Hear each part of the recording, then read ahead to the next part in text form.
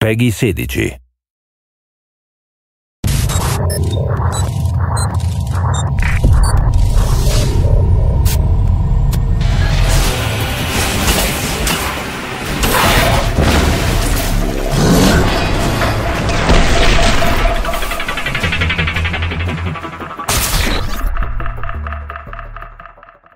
Loot collection is really one of the most key parts in Darkspore. As you progress through the game, the planets you beam down to and the enemies you meet will become progressively harder. One key way to keep your squads alive is to collect better loot to upgrade your creatures with. Like most action role-playing games, Darkspore is mainly about finding and collecting the most powerful loot for your creatures. What makes Darkspore unique is how many different kinds of loot there is to collect, as well as the way you can collect it. There are two different ways to acquire loot in Darkspore. The first is dropped loot. You'll find this, anytime you kill an enemy, there's a chance it'll drop loot. One of the most basic would be health and energy orbs. These not only replenish the health and energy of your current creature, but actually of the creatures in your squad and the creatures that your friends are controlling as well. You'll also collect DNA helixes along the way. DNA is the currency of Darkspore, and it is necessary when you want to attach genetic parts to your creatures. The parts you find are based on the level of the enemies you're facing.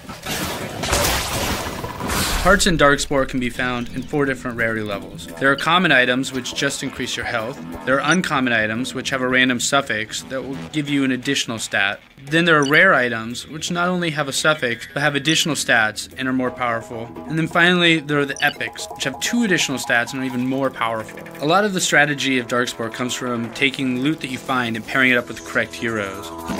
Catalysts are instant buff crystals that drop in a level. As you can see here, you have a grid that you'll be filling up with catalysts as you pick them up.